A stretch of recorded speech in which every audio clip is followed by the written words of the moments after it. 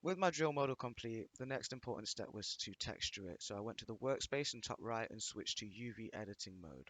This allowed me to view both the perspective and UV mapping editing windows to make my life easier, as I was able to access and see quite visibly like what was happening to my model when I was texturing it.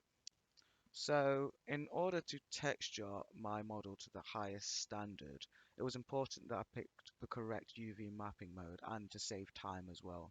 I think I originally picked planar here, and I remember it just being way too complex.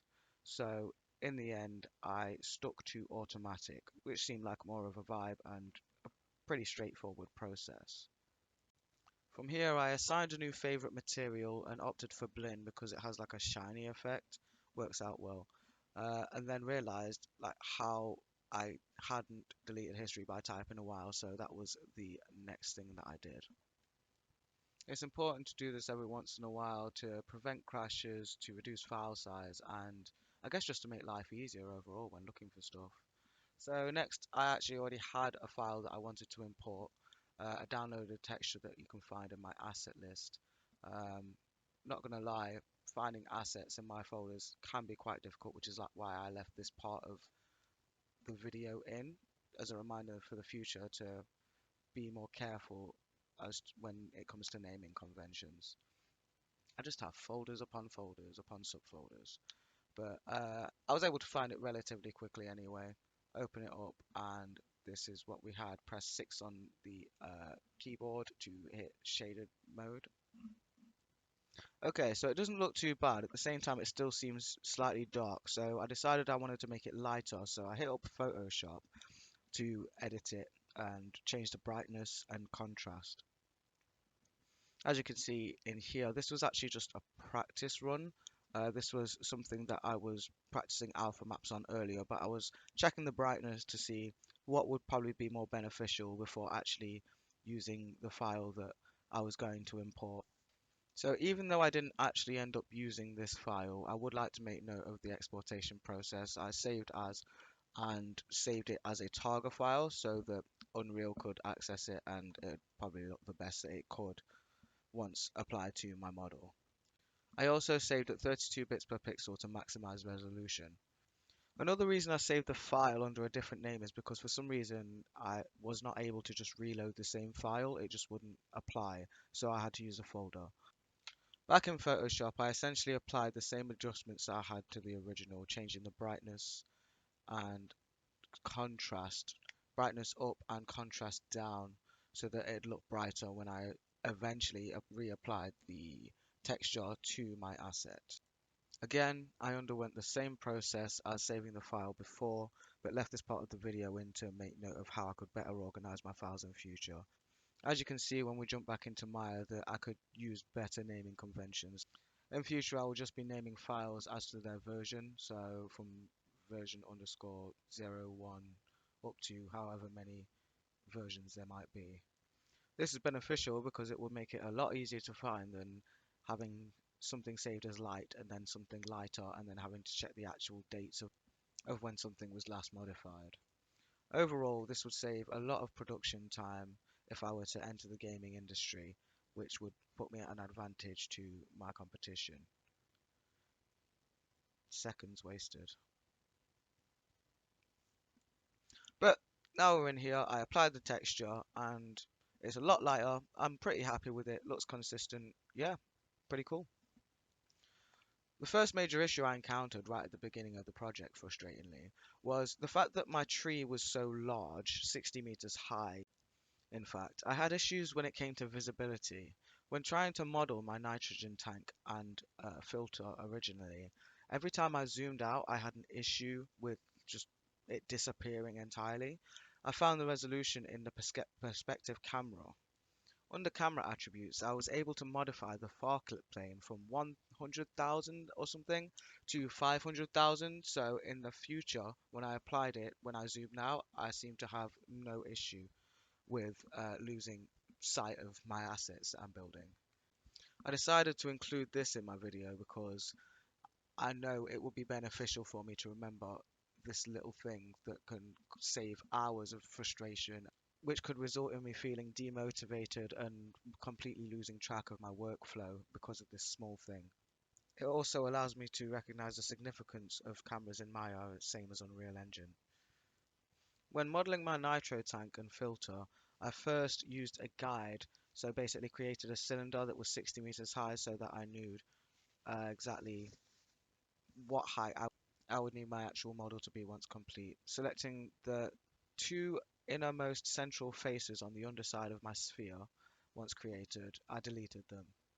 From here, I switched to object mode and basically aligned my sphere with the topmost part of my cylinder that I had previously created at 60 meters. I switched to edge mode and proceeded to select the edges on the underside of the sphere, the whole of which I had just created.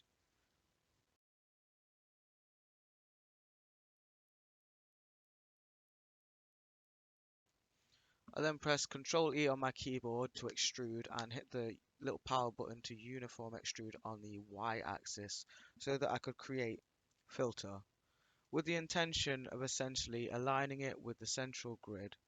And as you can see here, this is before I figured out the far clip plane situation. So it seemed to take longer than necessary, which was just time consuming and a little frustrating. But it was a lesson well learned overall.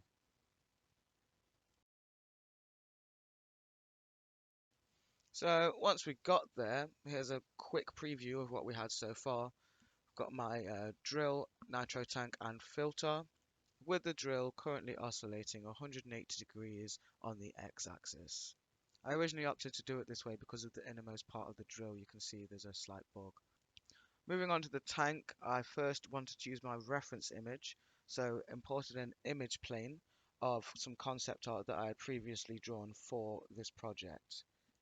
Once imported, I scaled and transformed it appropriately so that it wasn't in the way and that it gave me a clear visual of what I'd be creating and how well it attuned to the actual assets I was creating size-wise.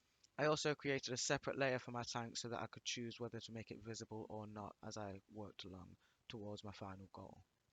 Again, this is me just sizing, scaling and transforming the image plane that I'd imported appropriately so that it fit the tank as best as possible for when it came to actually modeling my oxygen tank. This took me a hot sec, but it was quite important to get it as accurate as possible towards my original design and dimensions. In curves and surfaces, I then used the EP curve tool to create an outline of the oxygen tank I was creating. I then used the revolve tool under surfaces to give it a 360 circular effect.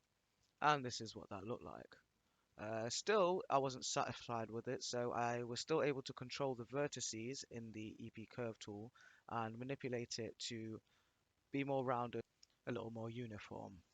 Although this looks like a polygon primitive, it still isn't, so I had to go to modify, convert, and convert NURBS to polygon so that I could actually create a polygon primitive out of the outline essentially or framework that I'd created using the EP curve tool.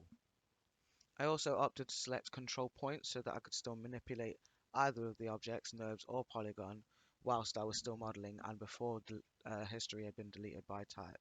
Now that I had my actual polygon, it was time to assign a material. Again, I chose blend because I wanted it to have a shiny glass type effect. So I went to color and I think I first tried red just to like make sure that it worked. And it did. It's hard to tell because I had to change some other settings. As you can see, it's still quite dark. But I managed to resolve this by changing, like increasing the transparency to something a lot clearer, a lot more visible, which is the effect I was essentially looking for. At the same time, I didn't think that red was the color that I wanted. Since this was a sci-fi project, I figured that blue, according to the color wheel, was more futuristic, a little more sci-fi, a little more alien-y, but preferably a darker, less visibly obvious blue since it's supposed to be a disguised tree. So I increased the saturation and lowered the vibrancy until it was something a little more like I wanted it to look like, which didn't take too long. Again, messing with the transparency until it looked like using different views until it looked like something that you could still see my tank through, but not so obviously. Also, since I used the Revolve tool, I already had a circular input for my nitro tank and drill. Again, using the layer I created for my nitro tank earlier, I set the visibility, and by using this was able to move both, either control the vertices of my original NURB, scaling on the axes until I was happy with it. That's pretty much it. Thanks for watching.